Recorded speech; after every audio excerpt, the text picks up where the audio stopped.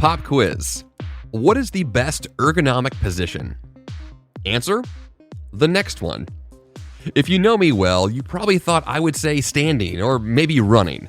My guest today is a bit of an expert on ergonomics and has a lot of insights to help you and I get through our days with greater health and productivity. This is the 5 a.m. Miracle, episode number 370. Ergonomically optimized workspaces with Fluidstance founder Joel Heath. Good morning, I am Jeff Sanders, and this is the podcast dedicated to dominating your day before breakfast. My guest today is passionate about movement and has a personal mission to move the world. He is an innovator, brand architect, and founder and CEO of Fluidstance, a lifestyle products company that is well known for their balance boards. And now here is my interview with Joel Heath.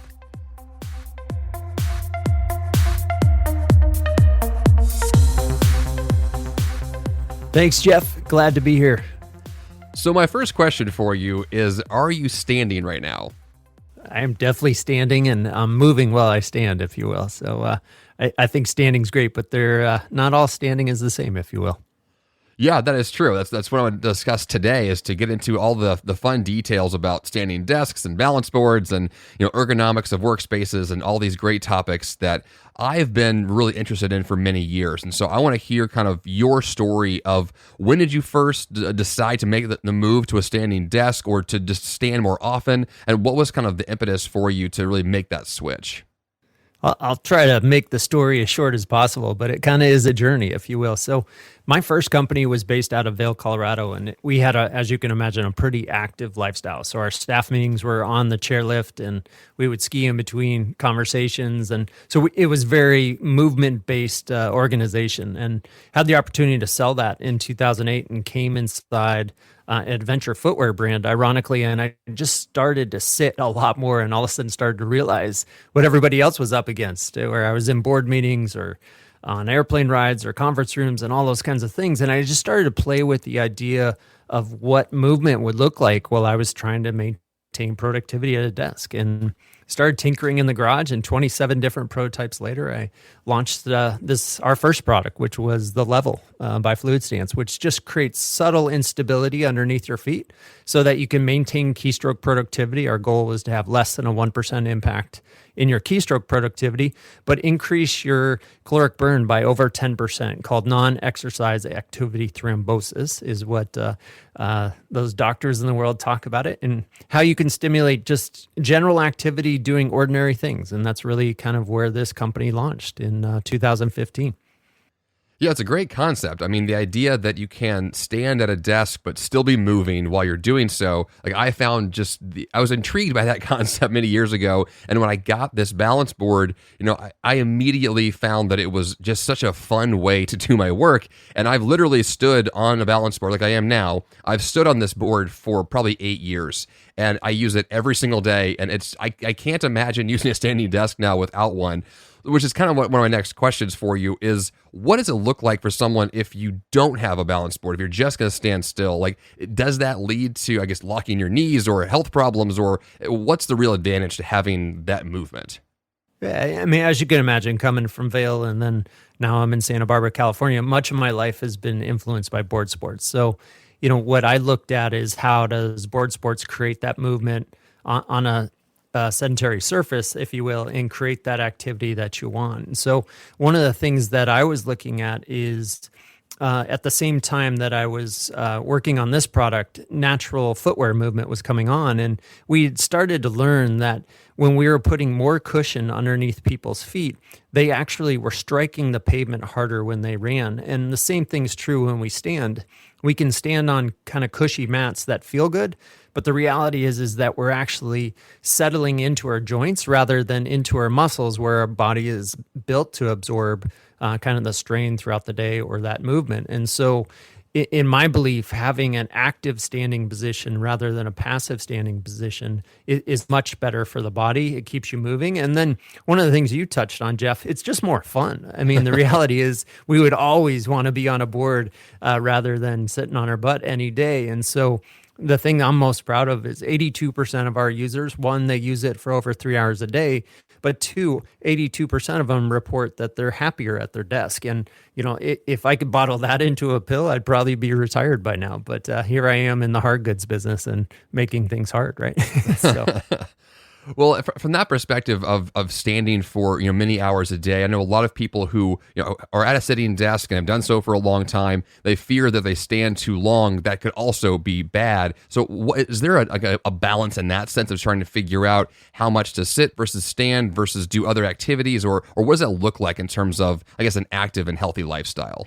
That's a great question. I think anything, like if you're going to run a race and you're just coming off the couch, you need to kind of move into it a little bit at a time. And where I see people fail the most in standing desks and on balance boards and such is where they go from 0 to 100 right off the bat. So I recommend a 70-20-10 formula.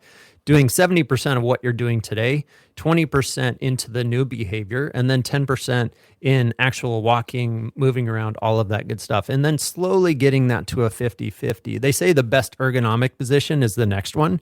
So moderation is really key in whatever you're doing. So, I do have chairs in my office. I do sit down, but I also want to make sure that sitting is not a place where I get stuck. And you want to make sure if you move too much too, then you can't do the things that you need to do at specific times of the day. So really listening to your body and not allowing yourself to get caught in the trench that so many of us do, whether it's a chair or, excessive training or things along those lines. It's moderation that is, in my opinion, the silver bullet. And our product is designed to add that third component. It's not sit or stand. It can be movement while you're standing in a specific location. Well, on that same topic, have you ever tried a treadmill desk before? I have. And, I think they make a lot of sense for sure. It's just not all of us have that kind of square footage or budget to be able to pull that off. And I think keystroke productivity for me was a little bit more important, and that walking motion was a little bit more challenging for me. So that's where I felt like our product had a place. But I love treadmill desks. I love anything that gets you moving. I got to be honest, Jeff. So, if somebody finds the solution that's right for them, then it's right for them, but it might not be right for everyone. Yeah, definitely. I think movement has been the thing that has really struck me as what has been most helpful is that, I have a standing desk, but I bought a new one recently that allows me to adjust between, sitting versus standing or having, a middle ground if I want to. But I've just found over time that movement is what makes me feel better. To that degree, if we are going to be like, let's say in the same position for many hours a day working, is there a certain kind of body posture that's best, or is the goal really to remind ourselves to just keep moving? Yeah, your body knows what to do, right? We just need to allow it to be in the positions to keep moving. And so the body knows, you don't think about how to absorb impact when you walk. Your body just knows how to do it. And the same thing's true when we're at our desk. If we just allow that subtle instability, I think it's a hard concept to think about, but by putting your body a little bit off balance, it knows what to do. It's when your body is put in this flat environment that society is trying to create for everyone. You can only focus if you're in this position. It's just not right. It's when the body is a little bit off balance that it does its best, because it is that forward motion that creates kind of the optimal situation for our body to perform. It's no river will ever go stagnant when it's running. The same thing's true for our body. Yeah, that's a really good point. So beyond using a balance board, what other tools or strategies are you using during your workday to be productive, to be focused? What else are you including in that kind of setup there? Yeah, I've dedicated all my career to graying the lines between work and play. And, early in this kind of venture, I realized that play is kind of this word that not a lot of people like to talk about in work. It feels like it's an anti-productive or it's a waste of time. And so that 2 mm shift on the word play is really creativity. And so, I'm constantly looking for how can we stimulate creativity at your desk. And so how do you manage that mind flow? So, from our side, how can we have dry erase boards that allow you just to doodle and do a lot of those fun things, jot down big ideas, little notes, all those kinds of things. So that's a new product that we brought to the mix. But one of the things that I think is commonly mistaken, and, coming from the outdoor life, I knew how important hydration was on the trail. And, I carried a Camelback and, I always had water. But the reality is when we come to work, a lot of us forget about how important hydration is. And as important as movement is externally, so on our balance board or on a walking treadmill desk, it's really important that your body continues to move inside. And I was blown away at the stats that I saw that 1 out of 2 of us are dehydrated during the workday. Wow. And by simply adding more hydration into the mix, your body's more productive, your brain's fresher. They say if you're tired, the number one thing you can do is drink some water because it's probably a sign that you're dehydrated. And so hydration has been a critical component to what we've done. And what we believe should be sitting on somebody's desk is a high volume of water, because it ultimately is the test. I mean, you drink a lot of water, you have to move, right? At some point, your body's going to say, I got to move. So, I can't underline how important hydration is to the mix and to adding movement into your day, both physically or both internally and externally.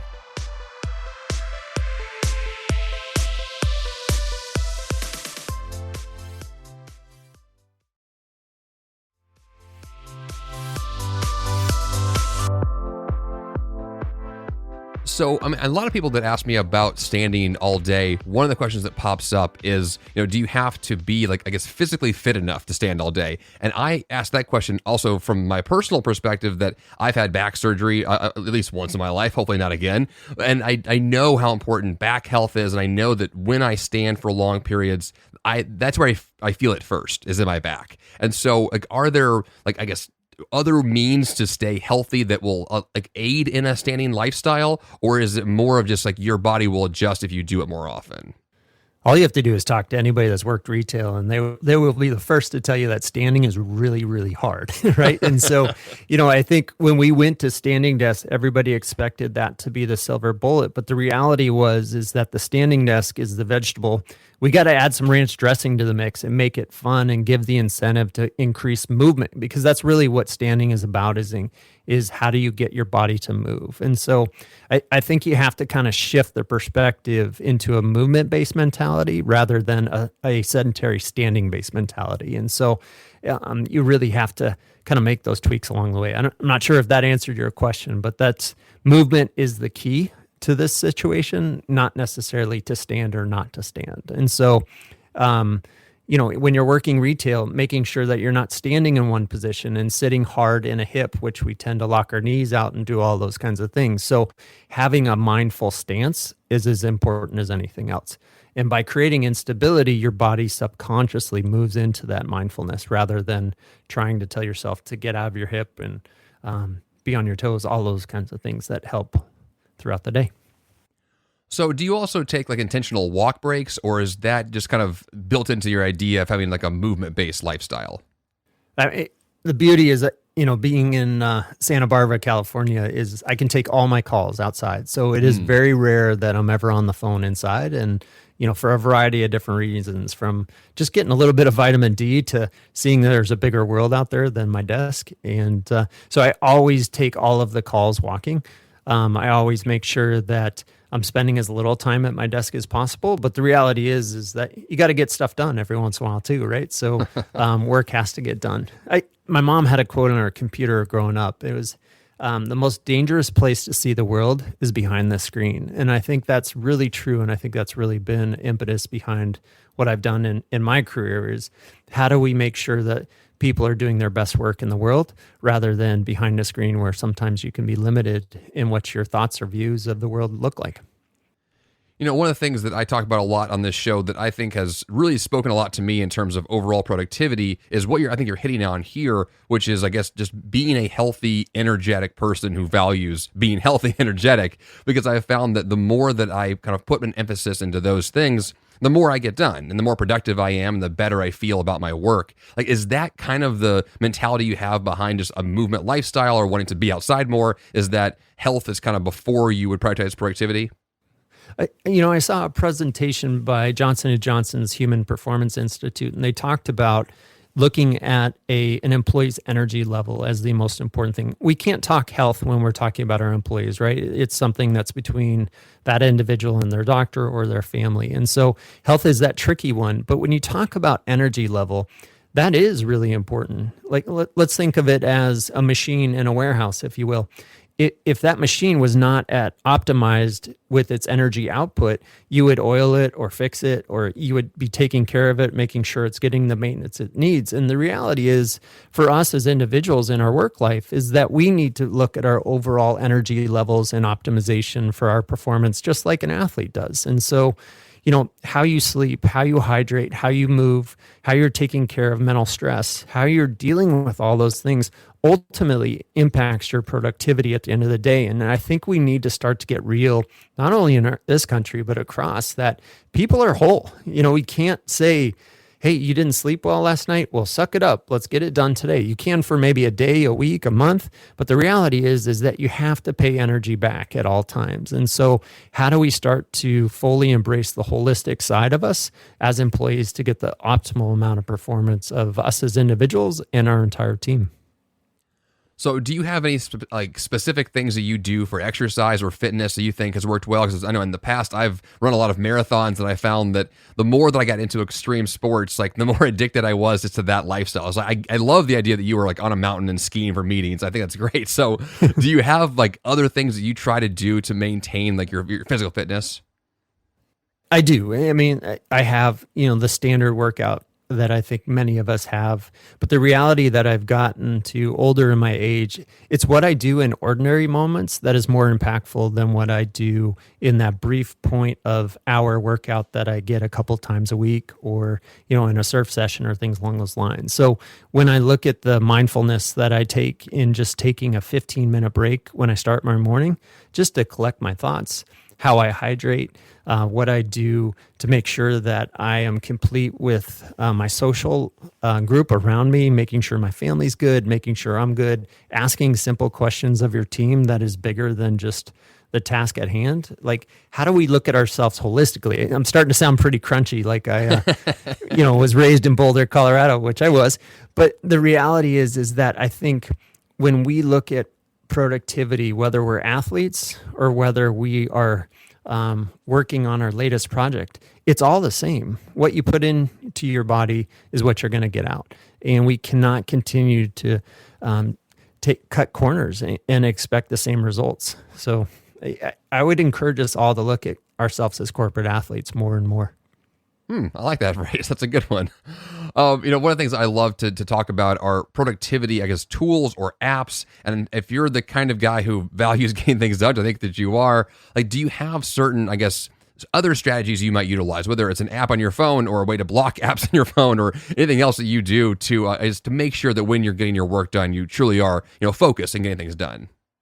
You bet. When I was at Wharton, I heard a professor, a neuroscientist, talk about a minute an hour a day a week a year, of taking that digital holiday during those time frames to really escape and allow yourself to just get lost in thought. It's one of the things that I had found, that as technology increased, I tended to lose those really important times that I used to get on, big runs and things along those lines, where I wouldn't be able to have technology to kind of dictate what I was thinking about. And carving out those times just to be open to whatever thoughts or solutions that came. All of my best ideas have come when I've created space. And so from a technology side, at least in the last, during COVID specifically, I've been trying to find ways to limit outside exposure into dictating what I'm doing or what I'm thinking about. So, everything from just putting on just straight timers of saying, okay, you're done on this app, has really helped me into not only be more productive, and let's be honest, I probably have spent less time on the toilet too, now that I'm limiting some of that. But the reality is that a lot of what I've been focusing on is how to create space for the big thinking that really has allowed my career and the products we create to come out of the places that I wasn't proactively thinking about, if you will. Yeah, definitely. I like that balance. I mean, I think that for me has been, I call that phrase kind of like the crunch and release. It's like the crunch is when you're doing the work, and the release, you're taking that break away from it. And I feel like that, I think you're totally right, that's what we miss if we're buried our heads in our phone at every break. And that doesn't give us the chance to be creative or to move forward in a really productive way. Yeah, I think you can look at pro sports. I mean, it sounds like a lot of us are athletes that are into this world, right? And if you think about, there was a time that it was all about power and how strong you were, and then it turned into speed and power, and that started to be looked at as the optimal athlete. And then we're starting to look at like your ability for whole movement and the ability for a body to be able to bend, not break. The ability to have power, speed, and agility is all starting to come together. And now I think we're starting to see that fourth element where it's about your mental toughness, whether it's dealing with ambiguity or resilience and all of those things, so that athletes are starting to become this total package. And I think that same thing is true for us in the corporate world, or for me, the entrepreneurial world, that it's not only how I have power, speed, and agility, but also how I have the mental capability to not respond or react or things along those lines. So, I think we can all follow what we see on the playing field and how we're working behind our desk in a better ways, how we hydrate, how we move, how we think, and how we feel.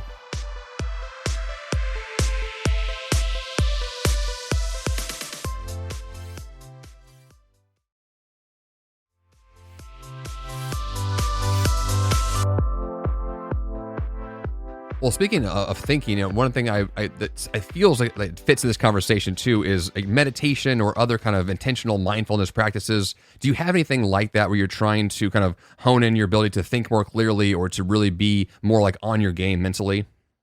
Yeah, Headspace has been a tool that I've used, I think 7, 8 years now. And, I know it's become commercialized and all of those things, and maybe it's not the trendiest thing to talk about anymore. But, I think for me, Headspace and specifically the founder there, Andy, has been an incredible mentor. Never had a conversation with him, so I know that's weird to say, but has been an incredible mentor for me.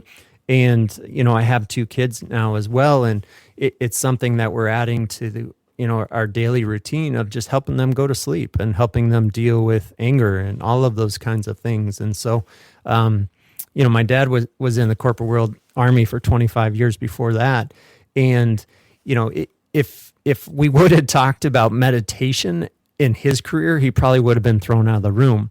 But now we're just subtly changing that language to mindfulness rather than meditation, and all of a sudden it's okay. And so what I would challenge us all is, what's the 2 millimeter shift in how we talk or how we think about something that allows it to come forward into places that those kinds of things were kept away? So the difference between health and energy is a great example on how we kind of put a new container around the same idea and say, okay, yeah, it does matter how I sleep and how my employees sleep and how they're productive. It does matter if my employees are stressed out with all the things they have going in their external world and how they work internally, et cetera. So Headspace has been a good one for me, for sure. I can't say enough about that. One thing on this podcast that I have been really fascinated with is this idea of routines and habits that we stick to. And meditation definitely is one of those, I think, for you. And I'm curious in terms of if you have an ideal morning, if you're going to wake up tomorrow and do the things that set the tone for your day, what kinds of things are you really wanting to ensure really are included there? Well, my dog blew that one up this morning because, if you have a dog, every once in a while you wake up to some unforeseen circumstances. So my routine was totally out the window today. But for me, the morning meditation is the biggest one.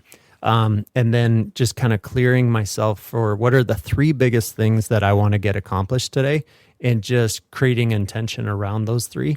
And then allowing myself to kind of clear out the queue, whatever that queue is, emails or tasks.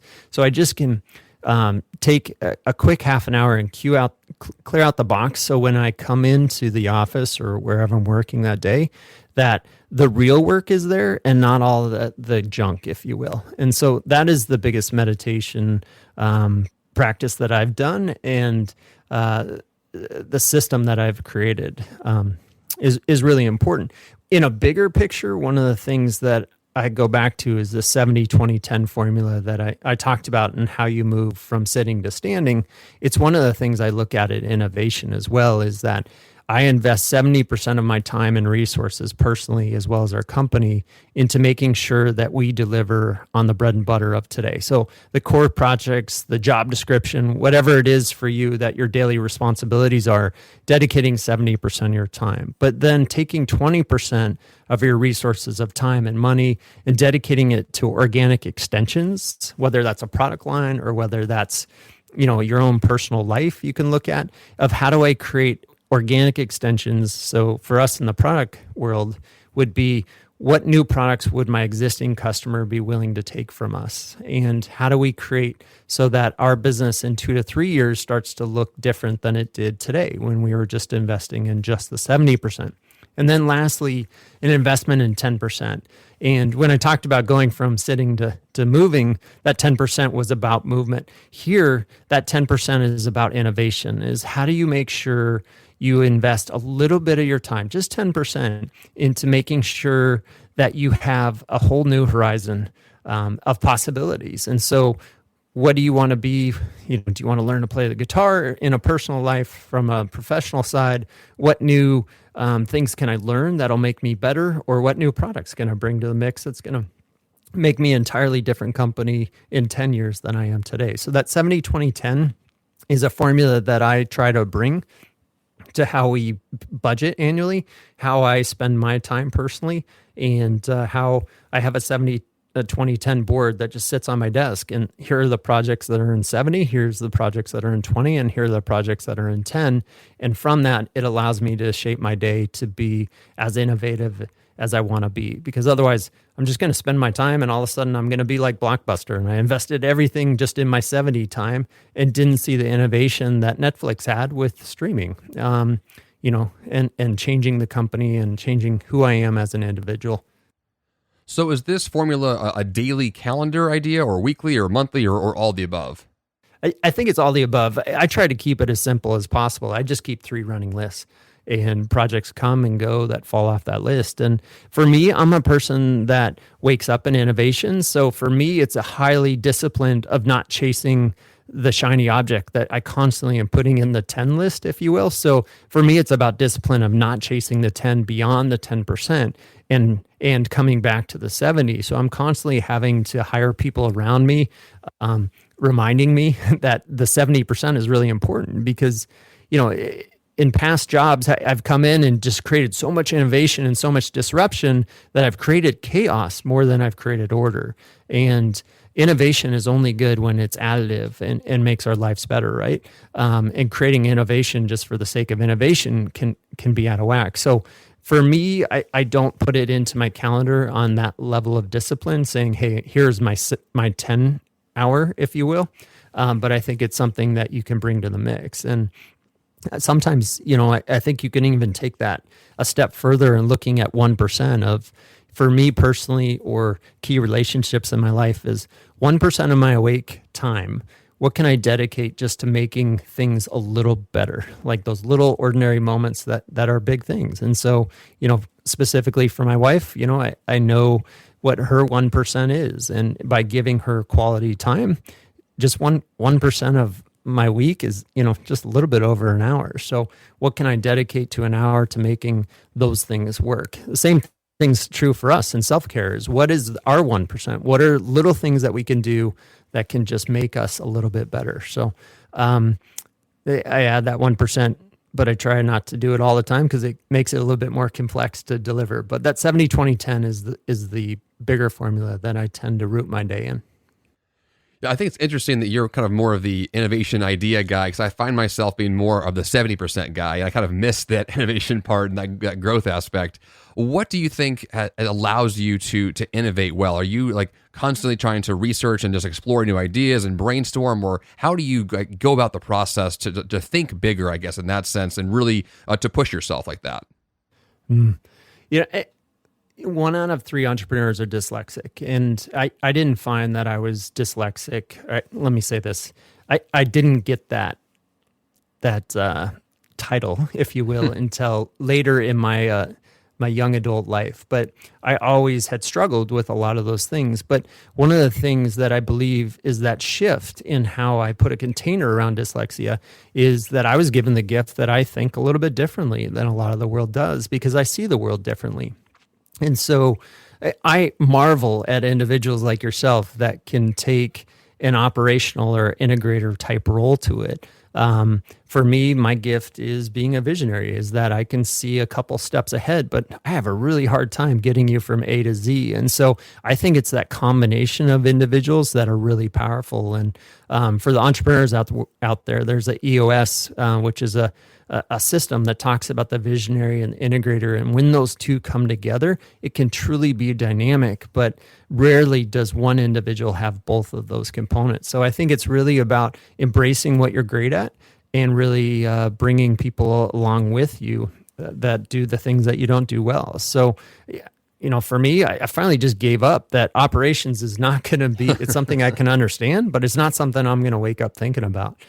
So I need to hire around me that way. So I wish there was a silver bullet. I think we all are creative. I think we just have to carve out the time to be able to do that. And that's really what that 10% aspect is really allowing it. Creativity is not just an artist. It can be operators too, are creative in how they find solutions to problems. Well, I think what you're really saying here is just, being intentional about leveraging your strengths, but also being intentional about, finding that solution for someone else if you have to really have that, that counterbalance to bring out the best in all of us. But I think that just that simple idea of being intentional about acknowledging, like, here's where I excel, here's where I don't, but let's build a calendar that, allows me to kind of get all those things addressed. Intentional with moderation is what I would say, because that 70-20-10 is all about moderation. It's the same thing about sitting or standing. If you get stuck in any one of those, you're in trouble. If you move and flow through all of that, you tend to have a lot more end results at the end of the day. So I think it's that intention for sure, but moderation with that intention. And, I've been surrounded by a lot of extreme athletes throughout my life, and I would always argue that I think at some degree there's a big unhealthy side of that addiction to the long, hard push. It's that moderation that really is special, in my opinion. And that multi-sport athlete that our society is losing so much, I think is where we find kind of true health and true productivity and the best athletes in the world. Yeah, that's a great point. I love that. Joel, has been great. I've really learned a lot. You really caused me to think through like what I'm doing and to do it better. So I really, really appreciate that. For our listeners this week, where can they learn more from you and the work that you're doing and the products you've got going on? Like, where can they find you? I am all in on Fluidstance right now. So Fluidstance is .com is the best place to find what we're up to. And then, just from my personal work, I tend to just invest there and in our blog. I'm kind of a little bit old school there. So you can check in on me at fluidstance.com. And I just hope everybody's inspired to move a little bit more, especially this time of year is when we tend to hunker down. And with COVID and all of those kinds of things that are happening, the more that people are asking you to stay put, the more it is important to move, even if you have to stay in one spot. I love it. Fantastic. Well, thanks again. Thanks, Jeff.